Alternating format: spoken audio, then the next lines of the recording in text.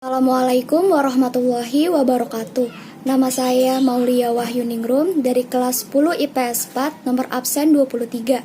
Hari ini saya akan mempresentasikan materi mengenai tata cara pelaksanaan ibadah haji dan pengelolaan zakat serta wakaf. Yang pertama, haji adalah menyengaja mendatangi Baitullah untuk menunaikan amalan-amalan tertentu dengan syarat, rukun, tempat, dan waktu tertentu, termasuk ke dalam rukun Islam yang kelima. Tata cara pelaksanaan haji. Yang pertama adalah memakai ihram dan membaca niat. Para jamaah haji mulai mempersiapkan diri seperti mandi, mengenakan pakaian ihram, berwudu, dan mengerjakan sholat sunnah ihram 2 rakaat. Dianjurkan pula untuk membersihkan diri seperti memotong kuku, bulu, kumis, dan sebagainya. Setelah itu, niat mengerjakan ibadah haji. Waktu pelaksanaannya dimulai dari bulan Syawal sampai 9 Zulhijjah. Setelah itu, jamaah haji pergi ke Masjidil Haram dan dianjurkan mengucapkan kalimat talbiyah. Yang kedua adalah wukuf di Padang Arafah. Wukuf dimulai tanggal 9 Zulhijjah ketika tergelincirnya matahari sampai terbitnya fajar pada tanggal 10 Zulhijjah yang bertepatan dengan hari nahar atau penyembelihan kurban. Saat wukuf, jamaah haji melaksanakan sholat jamak takdim dan qashar zuhur asar, berdoa, berzikir, membaca Al-Quran, dan sholat jamak takdim dan qashar maghrib isya. Yang ketiga adalah mabit di Musdalifah. Kegiatan menginap sejenak dilaksanakan sesaat tengah malam sampai sebelum terbit fajar pada tanggal 10 Zulhijjah. Di sini mengambil batu kerikil sejumlah 49 butir atau 70 butir untuk melempar jumroh di Mina dan melakukan sholat subuh di awal waktu. Dilanjutkan dengan berangkat menuju Mina. Yang keempat adalah bermalam di Mina. Bermalam pada hari-hari tasyrik yaitu pada tanggal 11, 12, dan 13 Zulhijjah. Yang kelima, dilanjutkan dengan melempar jumroh Aqobah. Dilakukan di Bukit Aqobah, tepatnya tengah malam tanggal 10 Zulhijjah dengan 7 butir kerikil yang dilempar satu persatu. Yang keenam adalah kegiatan tahalul dengan cara mencukur atau memotong rambut sekurang-kurangnya 3 helai. Setelah tahalul, boleh memakai pakaian biasa dan melakukan semua perbuatan yang dilarang selama ihram kecuali berhubungan badan. Yang ketujuh adalah melakukan tawaf.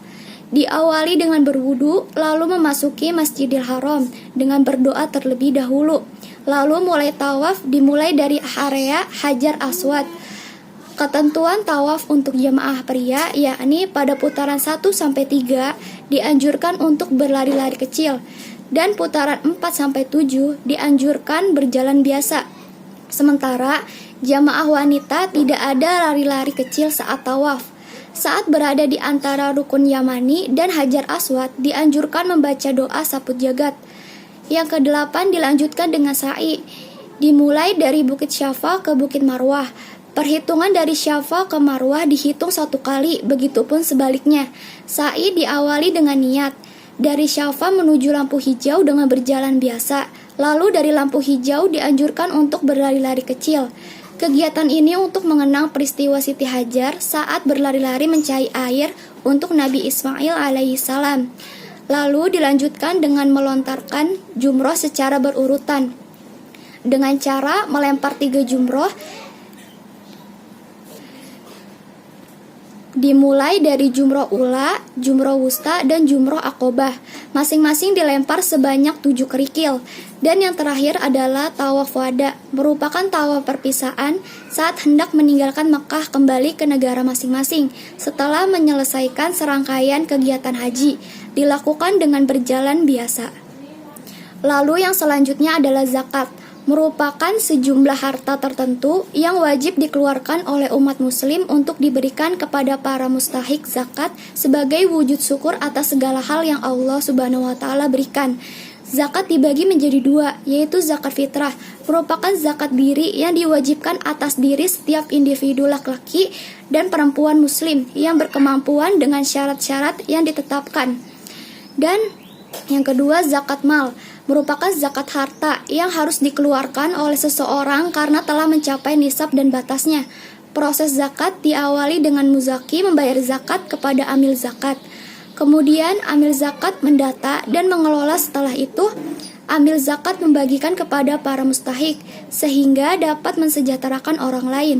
Kemudian pengelolaan zakat adalah kegiatan perencanaan, pelaksanaan, dan pengordinasian dalam pengumpulan, pendistribusian, dan pendayagunaan dikelola oleh amil zakat untuk dibagikan kepada para mustahik.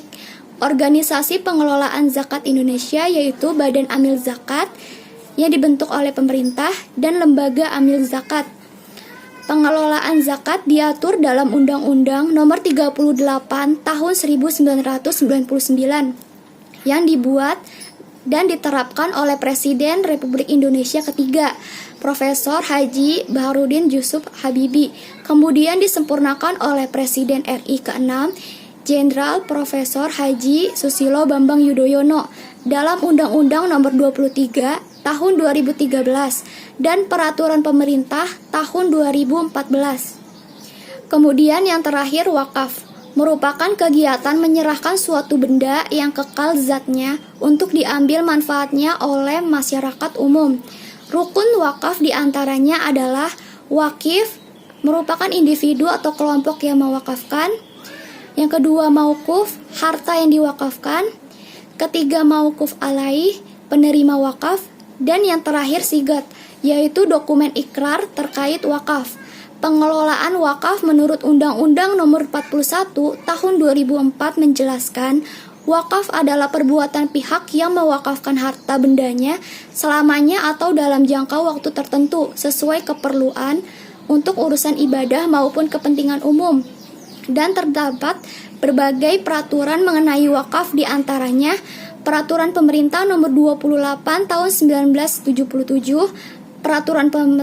Peraturan Menteri Dalam Negeri Nomor 6 Tahun 1977, dan Peraturan Menteri Agama Nomor 28 Tahun 1977. Di tingkat masyarakat, wakaf ditangani oleh Departemen Agama dan Departemen Dalam Negeri. Di tingkat paling bawah, wakaf ditangani oleh KUA. Yang terakhir, terdapat bentuk wakaf diantaranya berdasarkan peruntukannya adalah wakaf ahli untuk kepentingan sosial dan wakaf khairi untuk kepentingan agama. Berdasarkan jenis hartanya, ada wakaf benda bergerak dan tidak bergerak. Berdasarkan waktu, ada wakaf mu'abbad yaitu selamanya dan mu'aqqad yang artinya untuk jangka waktu tertentu. Dan berdasarkan penggunaannya, ada wakaf mubashir dan istismari. Sekian presentasi dari saya, kurang lebihnya mohon maaf. Terima kasih. Wassalamualaikum warahmatullahi wabarakatuh.